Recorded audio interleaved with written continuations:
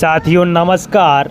जैसा कि आप सभी जानते हैं कि अभिधम्म दिवस के शुभ अवसर पर विज्ञान भवन दिल्ली में मोदी जी का समस्त पूरे देश के सभी बौद्ध धर्मावलंबियों के साथ भव्य मीटिंग का आयोजन किया गया था। तो आप लोग देखेंगे इस वीडियो में कि किस प्रकार से देश के यशस्वी प्रधानमंत्री जी ने संबोधन किया। तो देखिए साथियों इस वीडियो में। शरणं गच्छामि संघं शरणं गच्छामि बुद्धं शरणं गच्छामि धम्मं शरणं गच्छामि संघं शरणं। ओम बुद्धाय नमः। भारत सरकार के संस्कृति मंत्रालय और इंटरनेशनल बुद्धिस्ट कन्फेडरेशन की ओर से अंतर्राष्ट्रीय अभिधम्म दिवस के अवसर पर आयोजित इस कार्यक्रम में हार्दिक स्वागत अभिनंदन है माननीय प्रधानमंत्री श्री नरेंद्र मोदी जी का। इस अवसर पर मंच पर गरिमामयी उपस्थिति है केंद्रीय संस्कृति और पर्यटन मंत्री श्री गजेंद्र सिंह शेखावत जी की, माननीय केंद्रीय संसदीय कार्य और अल्पसंख्यक कार्य मंत्री Shri Kiren Rijiju, International Buddhist Confederation के secretary general venerable Shartse Khensur Rinpoche Jangchup Choeden ji और venerable doctor Bhadant Rahul Bodhi Mahathero, the president Bhikkhu Sanghas United Buddhist Mission Mumbai, आप सभी विभूतियों का और सभागार में उपस्थित सभी अतिथियों का हार्दिक स्वागत अभिनंदन है। मैं निवेदन करूंगा केंद्रीय संस्कृति और पर्यटन मंत्री श्री गजेंद्र सिंह शेखावत जी से कि वे माननीय प्रधानमंत्री महोदय को धम्म चक्र का प्रतीक भेंट कर उनका इस अवसर पर स्वागत करें। धर्म चक्र यानी व्हील ऑफ धर्मा भगवान बुद्ध की शिक्षाओं का प्रतीक है और भारत के राष्ट्रीय ध्वज के मध्य में यही धर्म चक्र स्थित है।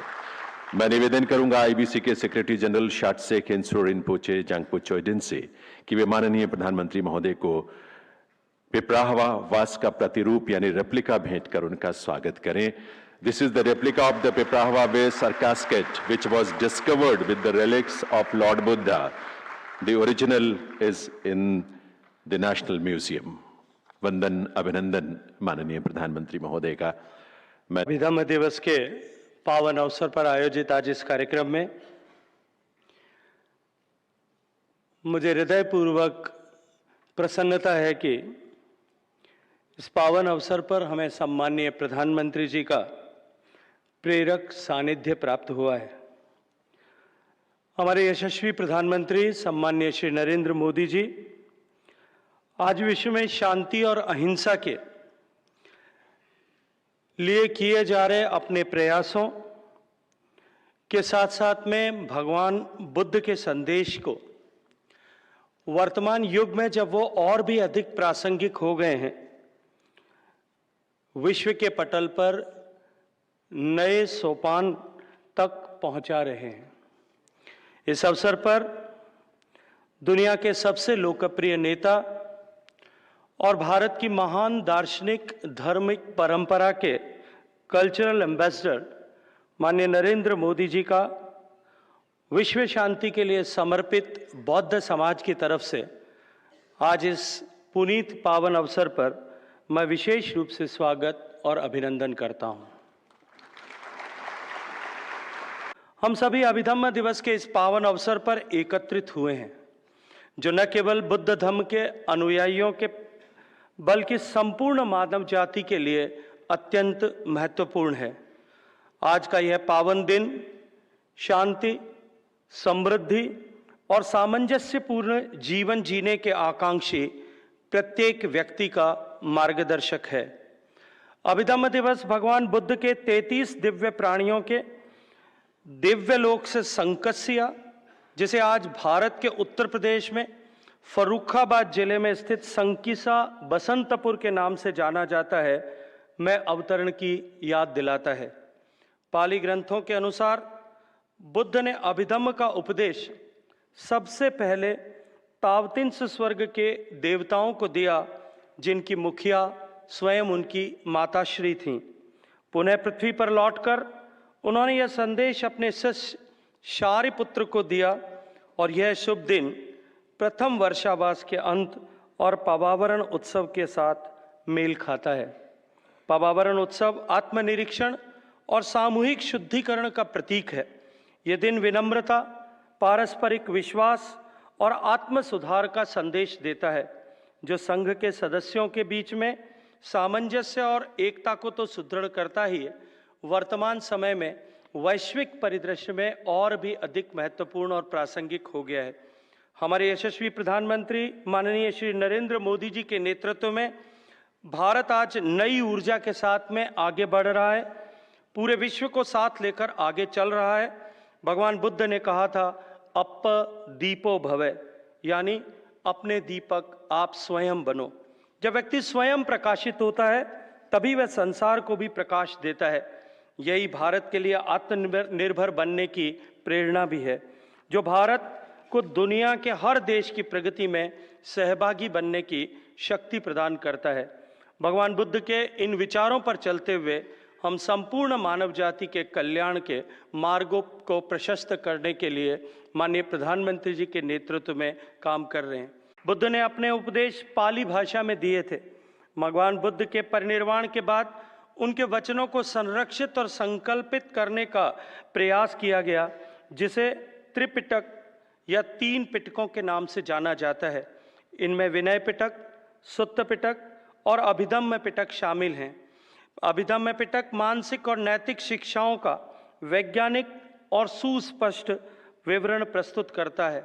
समय के साथ बुद्ध की शिक्षाओं के अर्थ और सार में भी परिवर्तन हुए हैं। पाली भाषा के ज्ञान से प्रारंभिक बौद्ध शिक्षाओं और बदलावों के तुलनात्मक अध्ययन की क्षमता भी निश्चित रूप से विकसित होने वाली है। अनुसार बुद्ध के उपदेशों को और अधिक गहराई से समझें और अपने जीवन में उसे उतारने का प्रयास करें।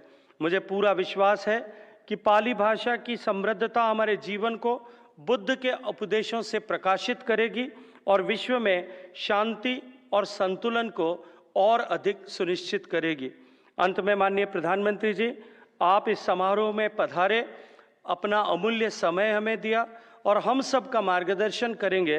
इसके लिए मैं हृदयपूर्वक आभार ज्ञापित करते हुए आप सभी का हृदय की गहराइयों से स्वागत और अभिनंदन करता हूँ।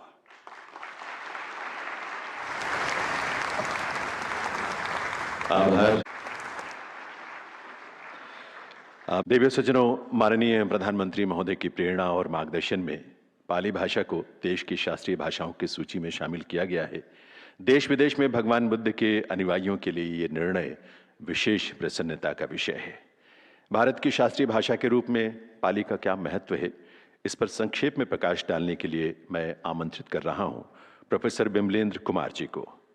परम सम्माननीय प्रधानमंत्री श्री नरेंद्र मोदी जी, यहाँ पर पाली वह भाषा है जिसमें भगवान बुद्ध के वचनों को, उपदेशों को संरक्षित किया गया है और इसी भाषा में भगवान बुद्ध के वचन को संकलित किया गया है और इसी भाषा में आज बुद्ध वचन भी हमारे पास त्रिपिटक के रूप में उपलब्ध हैं और इस त्रिपिटक की भाषा जो है पाली कही जाती है। यह दक्षिण पूर्वी एशियाई देशों के बीच एक सांस्कृतिक संबंध को स्थापित करती है। श्रीलंका, म्यांमार, कंबोडिया, थाईलैंड इत्यादि दक्षिण एशियाई देशों में यह उच्च साहित्यिक महत्व आध्यायी भाषा है। श्रीलंका में पाली भाषा के पावन ग्रंथ त्रिपिटक को राष्ट्रीय धरोहर के रूप में घोषित किया गया है। साथ ही कोरिया के पवित्र त्रिपिटक को यूनेस्को द्वारा विश्व धरोहर के रूप में घोषित किया गया है। आभार प्रोफेसर बिमलेंद्र कुमार जी का। देवी सज्जनों, प्राचीन भारत में एक पीढ़ी से दूसरी पीढ़ी तक ज्ञान का प्रवाह वाचिक परंपरा यानी ओरल ट्रेडिशन के माध्यम से हुआ, जिसमें ध्वनि का, साउंड का बहुत विशेष महत्व होता है। हमारी पाली भाषा की ध्वनि कैसी है, ये जानना भी हम सबके लिए बहुत रोचक होगा। इसीलिए आपके सामने वेनरेबल मॉन्क्स धम्म संगनी से एक संक्षिप्त मातिका पाठ प्रस्तुत करने जा रहे हैं। धम्म संगनी अभिधम्म पिटक की पहली पुस्तक है जिससे ये पाठ लिया गया है। आइए पाली भाषा की ध्वनि से भी परिचित हों। नमो तस्स भगवतो अरहतो सम्बुद्धस्स धम्म संगानि मातिका अकुशल धम्म अकुशल धम्म अभ्यागत धम्म सुखाय वेदनाय साधु साधु साधु। विश्व का कल्याण हो, शांति हो, सुख हो सबके जीवन में, यही कामना। देवियों सज्जनों, अभिधम्म दिवस के इस आयोजन में हमारे सीनियर मोस्ट संघ मेंबर्स की सदस्यों की गरिमामयी उपस्थिति है। मैं माननीय प्रधानमंत्री महोदय से विनती करूंगा, आग्रह करूंगा कि संघ के इन वरिष्ठतम सदस्यों को चिवर दान प्रदान कर उनका अभिनंदन करें आप सबकी गरिमामयी उपस्थिति में। इस क्रम में गुरु तुलखो रिनपोचे, जिन्हें भारत सरकार ने 2022 में पद्मश्री से सम्मानित किया, आपका संबंध अरुणाचल प्रदेश के बोमडिला मोनेस्ट्री से है।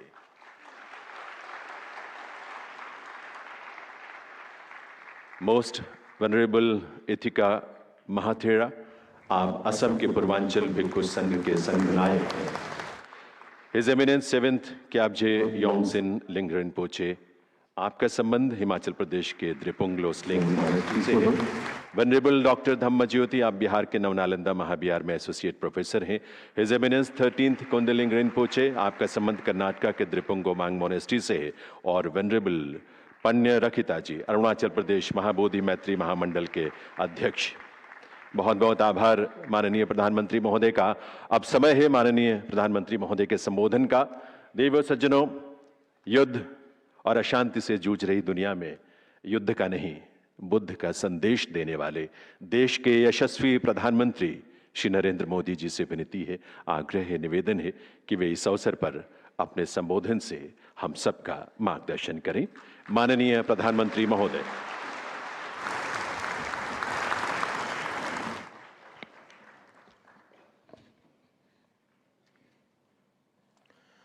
नमो बुद्धाय। संस्कृति मंत्री श्रीमान गजेंद्र सिंह शेखावत जी, minority affairs minister Shri Kiran Rijiju जी, भंते भदंत राहुल बोधी महाथेरो जी, वेनरेबल चांगचुप छौदेन जी, महासंघ के सभी गणमान्य सदस्य, एक्सेलेंसीज, डिप्लोमेटिक कम्युनिटी के सदस्य, बुद्धिस्ट स्कॉलर्स, धम्म के अनुयायी, देवी और सज्जनों, आज एक बार फिर मुझे अंतर्राष्ट्रीय अभिधम्म दिवस के कार्यक्रम में शामिल होने का सौभाग्य मिला है।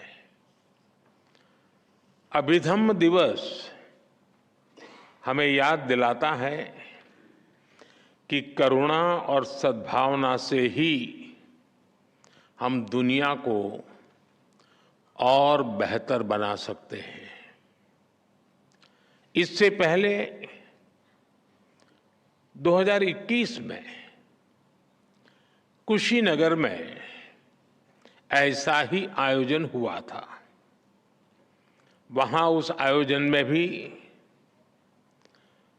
मुझे शामिल होने का सौभाग्य मिला था और ये मेरा सौभाग्य है कि भगवान बुद्ध के साथ जुड़ाव की जो यात्रा मेरे जन्म के साथ ही शुरू हुई है, वो अनवरत जारी है। मेरा जन्म गुजरात के उस वडनगर में हुआ जो एक समय बौद्ध धर्म का महान केंद्र हुआ करता था। उन्हीं प्रेरणाओं को जीते जीते मुझे बुद्ध के धम्म और शिक्षाओं के प्रसार के इतने सारे अनुभव मिल रहे हैं। पिछले 10 वर्षों में भारत के ऐतिहासिक बौद्ध तीर्थ स्थानों से लेकर दुनिया के अलग अलग देशों तक नेपाल में भगवान बुद्ध की जन्मस्थली के दर्शन, मंगोलिया में उनकी प्रतिमा के अनावरण से लेकर श्रीलंका में वैशाख समारोह तक मुझे कितने ही पवित्र आयोजनों में शामिल होने का अवसर मिला है। मैं मानता हूं संघ और साधकों का ये संग, ये भगवान बुद्ध की कृपा का ही परिणाम है। मैं आज अभिधम्म दिवस के इस अवसर पर भी आप सभी को और भगवान बुद्ध के सभी अनुयायियों को अनेक अनेक शुभकामनाएं देता हूं। आज शरद पूर्णिमा का पवित्र पर्व भी है। आज ही भारतीय चेतना के महान ऋषि वाल्मीकि जी की जन्म जयंती भी है। मैं समस्त देशवासियों को शरद पूर्णिमा और वाल्मीकि जयंती की भी बधाई देता हूं। आदरणीय साथियों, इस वर्ष अभिधम्म दिवस के आयोजन के एक साथ एक ऐतिहासिक उपलब्धि भी जुड़ी है। भगवान बुद्ध के अभिधम्म, उनकी वाणी, उनकी शिक्षाएं जिस पाली भाषा में ये विरासत विश्व को मिली है, इसी महीने भारत सरकार ने उसे क्लासिकल लैंग्वेज, शास्त्रीय भाषा का दर्जा दिया है। और इसलिए आज ये अवसर और भी खास हो जाता है। पाली भाषा को क्लासिकल लैंग्वेज का ये दर्जा, शास्त्रीय भाषा का ये दर्जा, पाली भाषा का ये सम्मान भगवान बुद्ध की महान विरासत का सम्मान है। आप सभी जानते हैं, अभिधम्म धम्म के निहित है। धम्म को, उसके मूल भाव को समझने के लिए पाली भाषा का ज्ञान आवश्यक है। धम्म यानी बुद्ध के संदेश, बुद्ध के सिद्धांत। धम्म यानी मानव के अस्तित्व से जुड़े सवालों का समाधान। धम्म यानी मानव मात्र के लिए शांति का मार्ग। धम्म यानी बुद्ध की सर्वकालिक शिक्षाएं। और धम्म यानी समूची मानवता के कल्याण का अटल आश्वासन। पूरा विश्व भगवान बुद्ध के धम्म से प्रकाश लेता रहा है। लेकिन साथियों, दुर्भाग्य से पाली जैसी प्राचीन भाषा, जिसमें भगवान बुद्ध की मूल वाणी है, वो आज सामान्य प्रयोग में नहीं है। भाषा केवल संवाद का माध्यम भर नहीं होती। भाषा सभ्यता और संस्कृति की आत्मा होती है। हर भाषा से उसके मूल भाव जुड़े होते हैं। इसलिए भगवान बुद्ध की वाणी को उसके मूल भाव के साथ जीवंत रखने के लिए पाली को जीवंत रखना ये हम सबकी जिम्मेदारी है।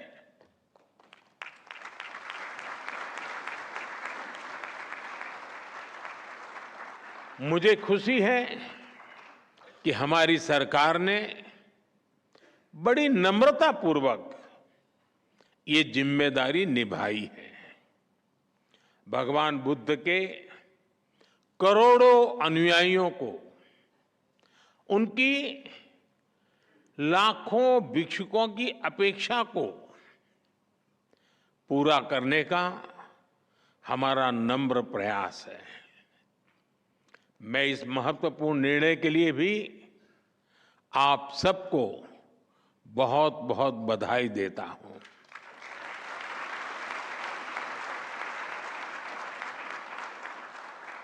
आदरणीय साथियों, भाषा, साहित्य, कला, अध्यात्म, किसी भी राष्ट्र की ये धरोहरें उसके अस्तित्व को परिभाषित करती हैं। इसलिए आप देखिए, दुनिया के किसी भी देश में कहीं कुछ 100 साल पुरानी चीज मिल भी जाती है तो उसे पूरी दुनिया के सामने गर्व से प्रस्तुत करता है। हर राष्ट्र अपनी हेरिटेज को अपनी पहचान के साथ जोड़ता है, लेकिन दुर्भाग्य से भारत इस दिशा में काफी पीछे छूट गया था।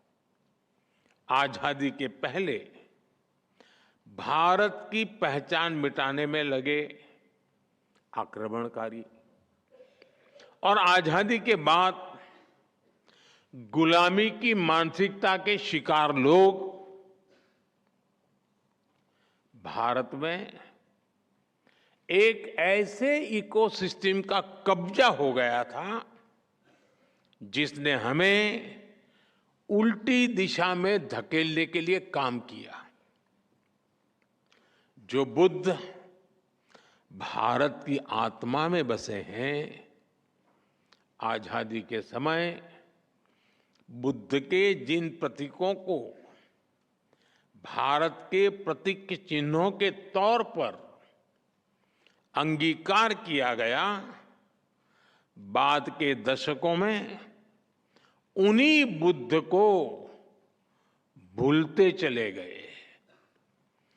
पाली भाषा को सही स्थान मिलने में 7 दशक ऐसे ही नहीं लगे, लेकिन साथियों, देश अब उस हीन भावना से मुक्त होकर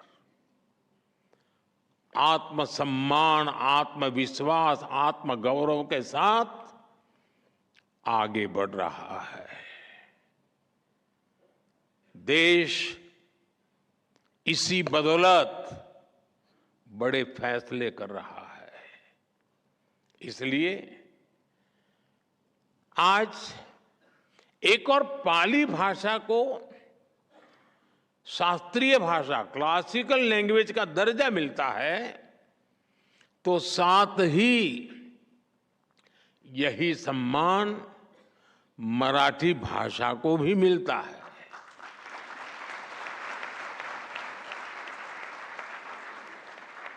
और देखिए कितना बड़ा सुभग संयोग है कि बाबा साहब आम्बेडकर से भी ये सुखद रूप से जुड़ जाता है। बौद्ध धर्म के महान अनुयायी हमारे बाबा साहब आम्बेडकर, पाली में उनकी धम्म दीक्षा हुई थी और वो स्वयं उनकी मातृभाषा मराठी थी। इसी तरह हमने बांग्ला, असमिया और प्राकृत भाषा को भी शास्त्रीय भाषा, क्लासिकल लैंग्वेज का दर्जा दिया है।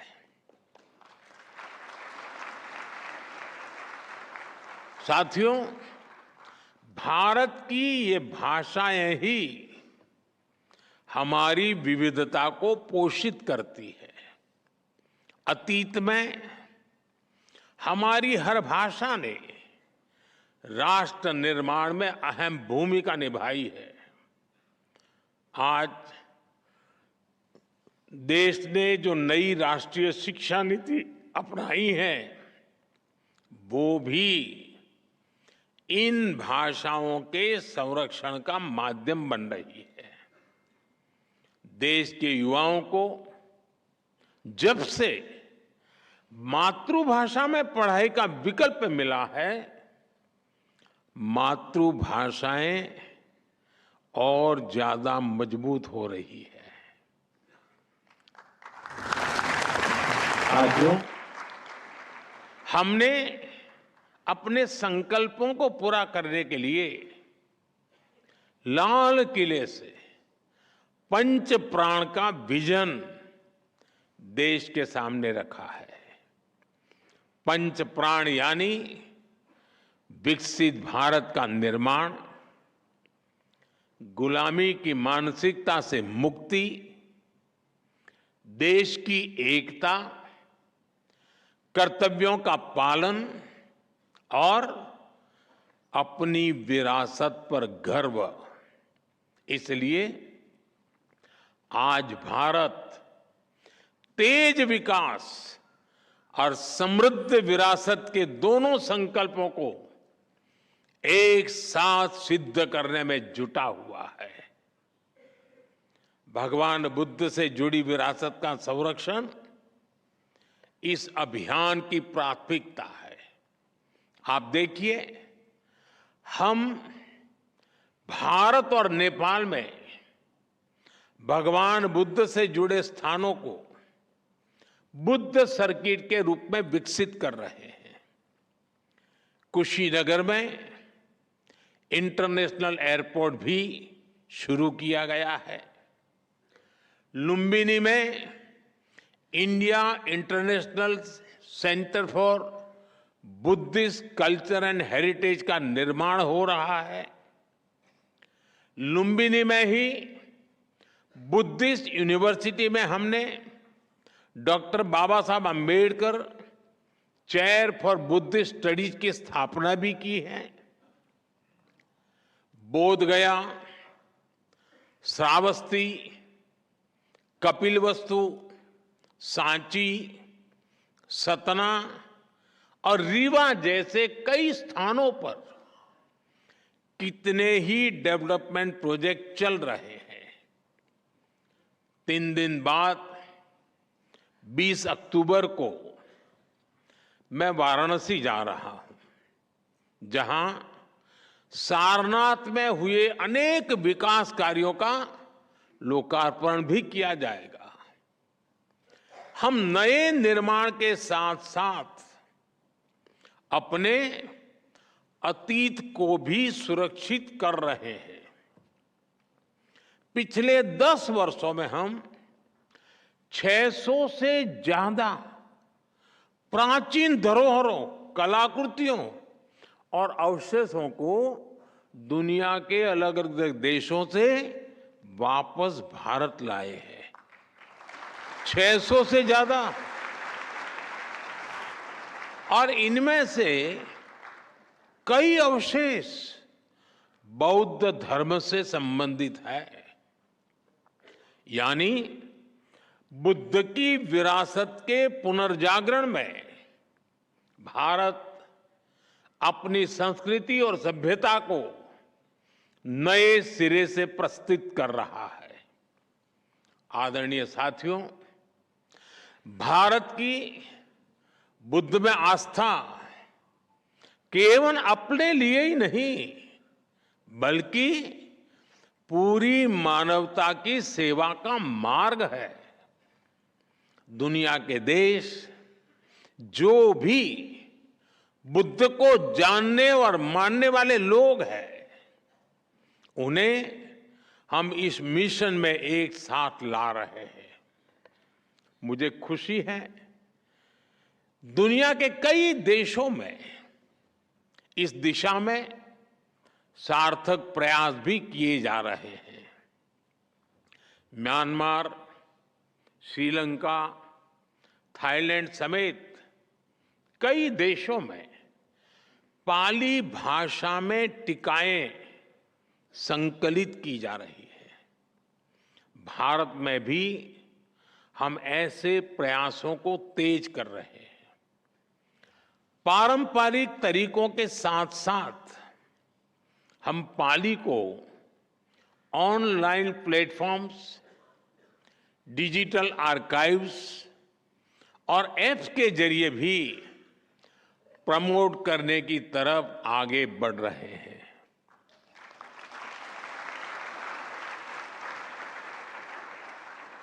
भगवान बुद्ध को लेकर मैंने पहले भी कहा है, बुद्ध बोध भी है और बुद्ध शोध भी है। इसलिए हम भगवान बुद्ध को जानने के लिए आंतरिक और एकेडमिक दोनों तरह की रिसर्च पर जोर दे रहे हैं और मुझे खुशी है कि इसमें हमारे संघ, हमारे बौद्ध संस्थान, हमारे भिक्षुगण इस दिशा में युवाओं का मार्गदर्शन कर रहे हैं।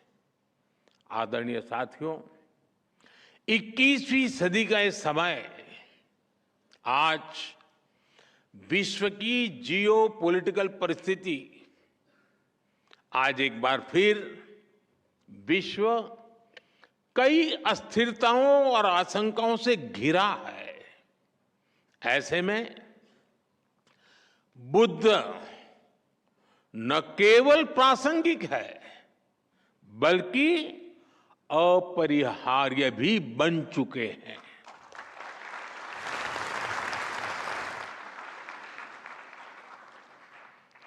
मैंने एक बार यूनाइटेड नेशंस में कहा था, भारत ने विश्व को युद्ध नहीं बुद्ध दिए हैं।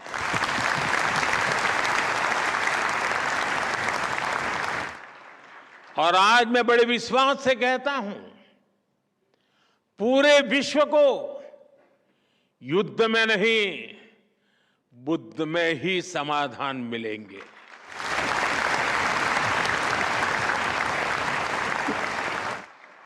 मैं आज अभिधम्म पर्व पर पूरे विश्व का आह्वान करता हूं, बुद्ध से सीखिए, युद्ध को दूर करिए, शांति का पथ प्रशस्त करिए, क्योंकि बुद्ध कहते हैं नत्थि संति परम सुखम, अर्थात शांति से बड़ा कोई सुख नहीं है।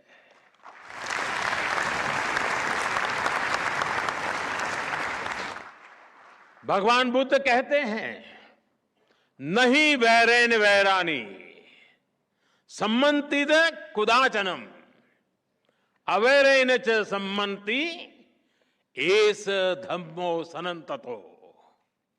वैर से वैर, दुश्मनी से दुश्मनी शांत नहीं होती। वैर अवैर से, मानवीय उदारता से खत्म होता है। बुद्ध कहते हैं भवतु सब मंगलम, यानी सबका मंगल हो, सबका कल्याण हो। यही बुद्ध का संदेश है, यही मानवता का पथ है। आदरणीय साथियों, 2047 तक के ये 25 वर्ष का कार्यकाल, इस 25 वर्ष को अमृत काल की पहचान दी है। अमृत काल का ये समय भारत के उत्कर्ष का होगा। ये विकसित भारत के निर्माण का कालखंड होगा। भारत ने अपने विकास का जो रोडमैप बनाया है, उसमें भगवान बुद्ध की शिक्षाएं हमारा पथ प्रदर्शन करेगी। ये बुद्ध की धरती पर ही संभव है कि आज दुनिया की सबसे बड़ी आबादी संसाधनों के उपयोग को लेकर सजग है। आप देखिए, आज क्लाइमेट चेंज के रूप में इतना बड़ा संकट दुनिया के सामने है। भारत इन चुनौतियों के लिए न केवल खुद समाधान तलाश रहा है, बल्कि उन्हें विश्व के साथ साझा भी कर रहा है।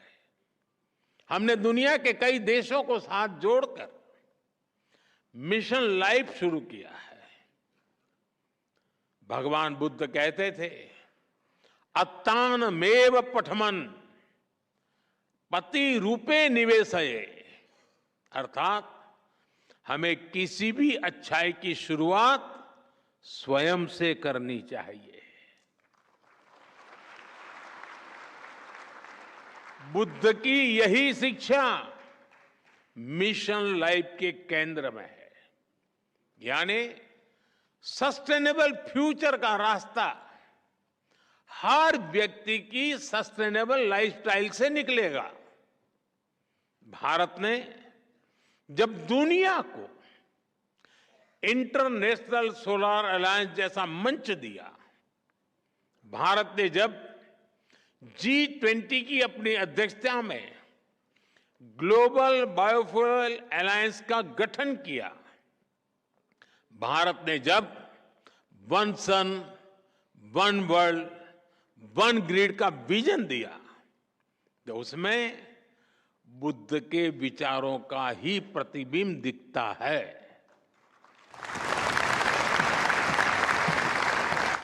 हमारा हर प्रयास दुनिया के लिए सस्टेनेबल फ्यूचर को सुनिश्चित कर रहा है।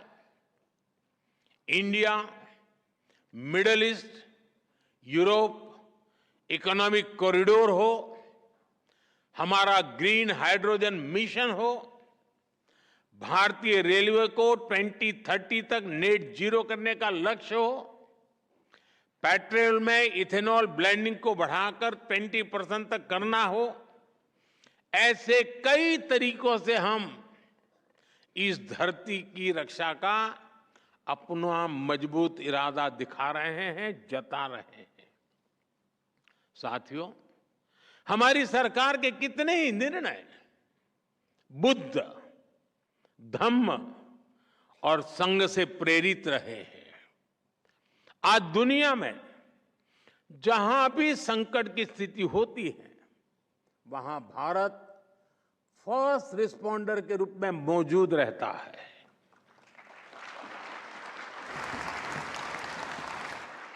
यह बुद्ध के करुणा के सिद्धांत का ही विस्तार है। चाहे तुर्की में भूकंप हो, श्रीलंका में आर्थिक संकट की स्थिति हो, कोविड जैसी महामारी के हालात हो, भारत ने आगे बढ़कर मदद का हाथ बढ़ाया है।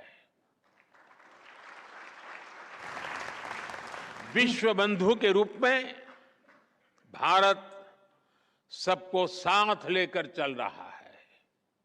आज योग हो या मिलेट से जुड़ा अभियान, आयुर्वेद हो या नेचुरल फार्मिंग से जुड़ा अभियान, हमारे ऐसे प्रयासों के पीछे भगवान बुद्ध की भी प्रेरणा है।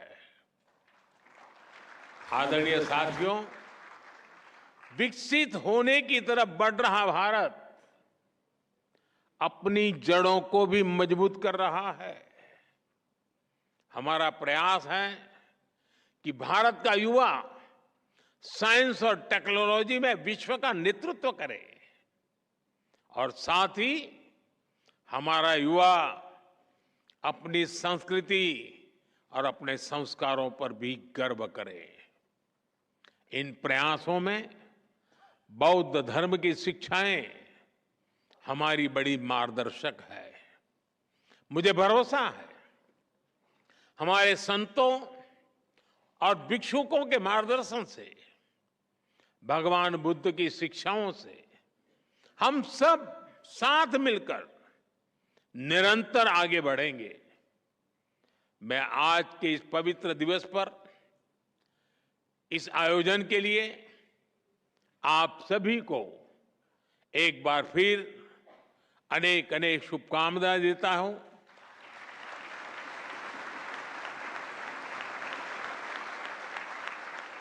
और पाली भाषा शास्त्रीय भाषा बनने के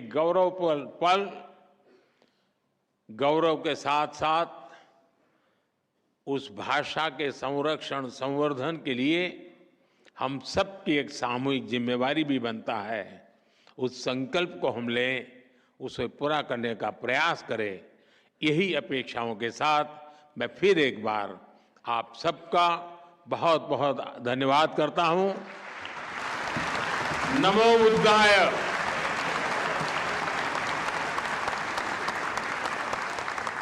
बहुत बहुत आभार माननीय प्रधानमंत्री श्री नरेंद्र मोदी जी का।